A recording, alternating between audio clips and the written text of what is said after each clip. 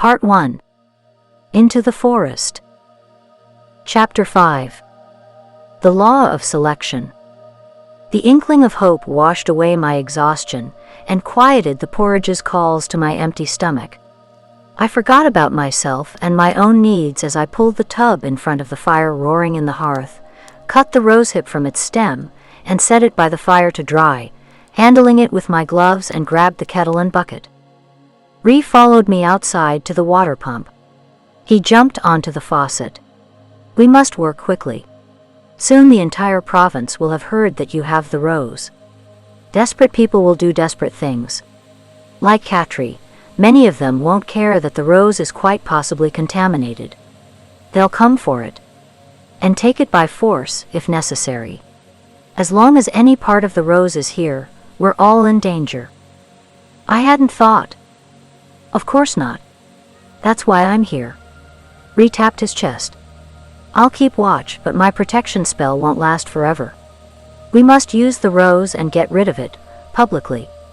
So there is no doubt we no longer have any bit or petal of it. Do you have a plan? I placed the bucket beneath the spigot and began pumping the handle with force. It felt good to take my frustration out with healthy exercise. A plan? His eyes narrowed. He looked at me like I must be kidding. I'm Municelli. I never plan. That's your job. I act on instinct. I wasn't so sure I trusted in instinct right now. Ree cleared his throat. I didn't want to say in front of your sister. Ree paused and looked out over our small holding, squinting into the distance. Our chickens pecked in the yard. Our cow chewed the remaining tufts of grass calmly. I didn't see anything out of the ordinary, but Ree was certainly on his guard. Fortunately, Ree had sharp vision and a touch of magical vision as well. Nothing. All clear. He visibly relaxed, at least a little. I thought I saw something. False alarm. As I was saying, I didn't want to speak in front of Katri. Which was considerate, but funny really. She couldn't hear him. But, he continued, I've been going to town as often as I can stand it. It's the only way to keep abreast of the news. No small sacrifice. I have to spy on dunces and play up to fools. Your roads are so rough, an old man could lose his teeth jouncing across them. Cobblestone. Bah. He made one of his dismissive hand gestures. Ree was a hand talker. He had a gesture for everything. No nice warm sewer tunnels or catacombs to travel through either. So I must face the cold. Yes, Ree. Your point? Rumors, Maisie. The king's men are only a few days away. A few days? I froze with my hand on the pump. But the journey from the royal circle should take weeks. If not a good month at least. Personally, I don't see why the king wants a new bride so badly and so quickly that he would risk the trip with winter fast on our heels. It's a treacherous trip, as is in good weather. His last fiancée died tragically in that horrible accident just a month ago. A longer mourning time would surely be appropriate. Appropriate, yes. But not in his plans. The official story is that the young king needs a new love to heal his broken heart. I think we both know better than to believe any official narrative. The truth is that to be secure on the throne, he needs an heir. For that, he needs a wife. True enough, I said. But he's been through 3 fiancés now in less than the space of a year. All have died under rather uniquely tragic circumstances before they could be wed. You would think his heart would have toughened up and be hard as stone by now. I knew what I was saying, though I had to cage my words. One never knew who was listening, even out here in the country. Neighboring house fae could be vicious gossip carriers, and they were invisible spies. Ree was protecting against them, but caution had become a habit with me. Everyone suspected the king of being behind the unfortunate selectress's deaths. The heart is a fickle organ, Ree said. But the fact remains, only one more, a girl from this province, stands in his way before he can marry Princess Valrania and seal his alliance with her father. They say it's a love match too. Two viperous beauties in love with their own images. How can they love one another? Maybe it's just power they crave, not passion. We'll eventually see, won't we? I used to think Ree could be too cynical. But lately, I'd begun to think his cynicism had more merit than I wished. If the law didn't require that the reigning king marry a woman from the next province, in the sequence established in the Constitution after the Great Magic War, he would have married the princess already, Ree continued. According to the traveler I overheard at the pub a few days ago, a movement to abolish the law has been gaining momentum in the royal circle, and is spreading through the kingdom. Rapidly. Like wildfire, were his exact words. The palace has been subtly indoctrinating the people, saying the law's outmoded and outdated. Now that so many generations have passed, and the kings have taken queens from all the provinces, the intent of the law has been fulfilled. The goal was always that the ruling monarch would have the blood of the entire kingdom running in his veins. Therefore, his allegiance would be to all the people. Abolish the law? We've heard nothing. This development filled me with fear. We had little enough power and representation as it was. If we never even had a shot at having a queen from our province on the throne, where would that leave us? Even now, even as everyone knew our selectress was a sacrifice and would never be queen, we were still afforded honor and power, and a healthy infusion of coin from the king's purse because of the position. At least that had been the case with the provinces of the last 3 selectresses. For however long she lived, our selectress would try to influence the king to favor her family and the province. Her family would be set up for life, with more influence with the seat of power than the rest of us would ever have or dream of. The king might even look on us with more indulgence, and reduce restrictions here to ease his guilt and make restitution for our loss. That was the hope. It was why families were so desperate for the beauty the intact rose could have bestowed on some unlucky virgin girl. The more beautiful and beauty mark less she was, the longer she would last at court, and the more influence she could build. There was even the naive hope that the king might fall in love with her, and spare her.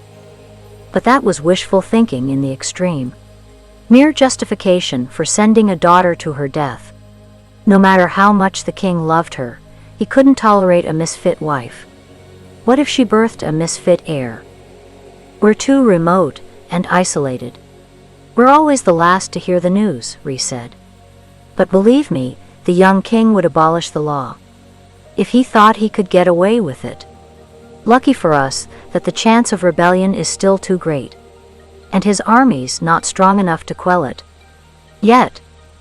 Better to kill off the innocent women in his way. I suppressed a shudder. I couldn't think about it. I had enough on my hands with Catri's illness. The law didn't affect us. Neither Catri nor I were beautiful enough to be chosen. Nor did we have enough status, power, or money to make a backdoor deal with the king. There were girls of privilege in the province, whose families had been preparing them since birth for this opportunity, hoping it would arise while they were at their prime. Guarding their virginity, as if it were a chest of gold. They would have gladly served an old king, but a young king in need of an heir was much better. The queen who birthed the heir would have more power than any who followed after her death. These wealthy young women of our province had been tutored and educated in diplomacy and the subtle art of negotiation. They'd been schooled in the ways of the high court, taught manners and protocol, taught how to dress and how to flirt while not being vulgar. Noble families selected the prettiest and most perfect of their daughters and did everything in their power to make them even more attractive. It wasn't enough to be pretty. If your beauty mark was too significant, there was no reason for your family to waste time and money priming you for a role you'd never play. Beauty was now a dual standard, defined in 2 ways in our province. Before the royal circle had become obsessed with their version of beauty and perfection, and their ways had subtly migrated north, the lack of an arm or an eye or an ear, having 6 fingers on a hand or 3 legs were all beauty marks of great pride here. And the bigger the obstacle one had to overcome to survive and thrive in our harsh environment, the more respect one was given. It originally meant you, and now meant one of your ancestors, since disfiguring beauty marks were inherited, had served on the front lines of the Great Magical War. The more severe the mark, the closer to the front and the source of the magical evil you or your ancestor had been. If you couldn't see or hear, or had only one arm to work your farm or play a musical instrument with, and yet became a virtuoso, you were highly revered and esteemed. Our original nobility came from that class of strong people whose resourcefulness and kind spirits were their true beauty. But that had come back to haunt them now. Where once they had been proud of their unique physicality and form, after all, most people had only 2 arms and 10 toes in the usual places. For the last several generations, our lords and noblemen had been marrying the lower classes and slightly imperfect orphans in an attempt to breed out the beauty marks. Our province was a repository for the disfigured and unbeautiful from the other provinces. We had a shocking number of orphans abandoned on our figurative doorstep by parents in other provinces who couldn't stand an imperfection or felt it would bring dishonor on them. I was one of those abandoned babies, left on mother's doorstep as a newborn. It had always been a puzzle why my biological mother had abandoned me. I had no beauty mark. Maybe I simply hadn't been pretty enough for her tastes, though that theory had problems of its own. It had been mother's hope that I would eventually marry one of our local lesser nobles, or well-to-do merchants, and elevate our family out of poverty. I wasn't beautiful, but I wasn't bad-looking. My plain looks and my unknown parentage were strikes against me landing a high noble. And the suspicion that something unseen must be wrong with me. Or that I had bad blood. Mothers never abandoned their perfectly formed babies here, even if they were exceptionally homely. The other provinces had orphanages for those children. It was too much punishment to send one here. There had never been another baby like me, abandoned in all our history, which made people suspicious. How mentally ill had my biological mother been? How cruel. But then the idea of my marrying anyone became moot. Catri's aging sickness began accelerating, and then mother fell ill and died. Now I had Catri to look after. It would be a rare man who would take on both of us. And I wouldn't marry and leave her behind. Ree grinned sardonically. Your thoughts are on your face, Sorella. It was our young king's good luck that the provinces between him and the princess are weak, and without the means to do more than demand a farce of an investigation into the deaths of their selectresses. Our province is the weakest of all. Hence the king's desire for speed. And why he doesn't come himself to choose a bride. She's a throwaway, as are we all here. Ree paused, wearing a pleased expression of one who knows a secret. But important enough, apparently, to send his younger twin, the prince, in his place. The prince is coming? I hadn't heard, but that explained the recent flurry of activity and Morel's desperation for the rose. She was running out of time to find something powerful enough for her rich clients. That's the latest rumor, Ree said. It was decided at the last minute, apparently. A missive arrived just yesterday. We can hope these twins have similar taste in women. Though by all accounts, the 2 men are quite different. Ree took a deep breath. Spring in the royal circle is more beautiful than you could imagine, Maisie. What a perfect time for a wedding to the Princess Valrogna. There was his sardonic humor again. I focused my anger on the pump handle and began pumping with renewed vigor. The rumors must be wrong. There's no way the king's men, even with a prince in their party, could get here so quickly. Not unless they flew. The royal dispatch said the king's emissary was leaving only last week.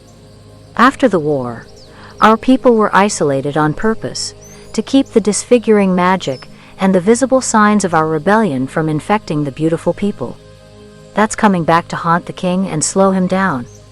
I snorted, taking perverse pleasure in that at least. It takes 2 weeks or more just to skirt the Doove, to say nothing of the rest of the trip. They're coming through the Doove. I froze. I gripped the pump handle so tightly that my knuckles turned white. But the Fairy Queen and her fae.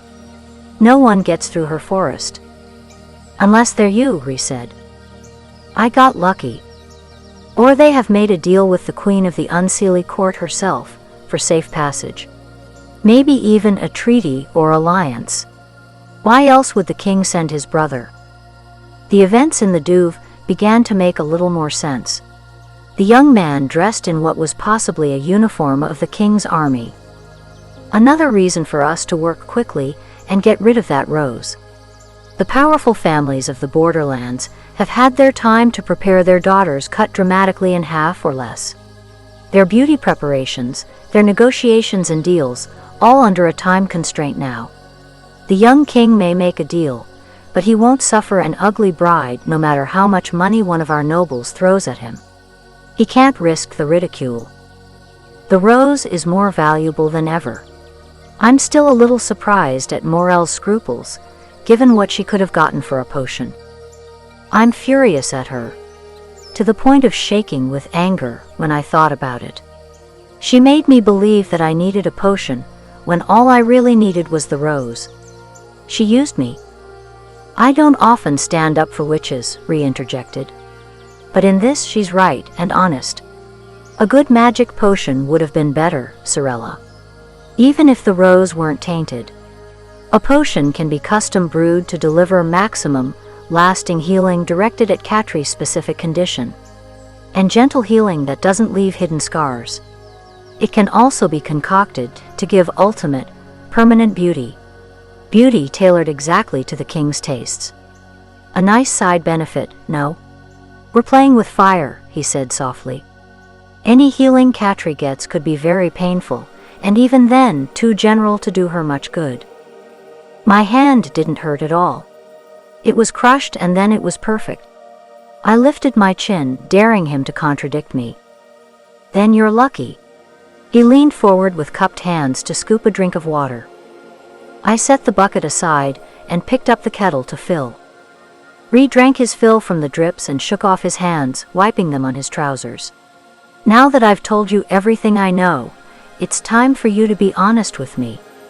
What were you not saying in there, in front of your sister? Ree was too perceptive for his own good and mine. I hesitated, as I positioned the kettle. If I told him that I suspected the Darkling was the Fear Dorka, would he try to stop us? And yet, I swallowed hard. There was another man in the forest. A young man, very handsome. The thought that he could have been the prince briefly crossed my mind. I dismissed it. A prince wouldn't have been alone in the forest. A prince wouldn't have risked his life for a peasant girl like me. It was almost ridiculous that even a mere soldier or servant would have. Deep in the dark forest, and you notice how handsome this young man is? Ree was clearly trying to put some humor in the situation. One of the villagers after the rose too? But his voice held an edge. He was now thinking what I was and wondering, had I run into one of the king's soldiers? No. I didn't recognize him. But he was the Darkling's real prey. Ree stiffened. The Darkling was after someone, not the rose? Maybe both. I don't know. I interrupted an abduction. I explained in detail everything I remembered. As I talked, Ree began pacing up and down the length of the pump. How was this young man dressed? Is it possible he is one of the kings? I shrugged. Possible, yes. He was dressed in what could have been a uniform of the king's livery. I've never seen the livery in person, so it's hard to say. Ree paled. The prince? I paused, thinking carefully before I answered. I'd never seen the prince or his likeness. He was rumored to be nearly as handsome as the king. But could one believe rumors? I don't think so. He wasn't dressed like a prince. He wasn't even dressed as finely as our earl, even when the earl is dressed for battle. And he certainly didn't act like a prince, though he had been brave. It was completely beyond my imagination that a prince would save me. give his freedom and possibly his life for mine. I was a person of no consequence. Ree scowled and muttered beneath his breath, this could mean war. Or worse.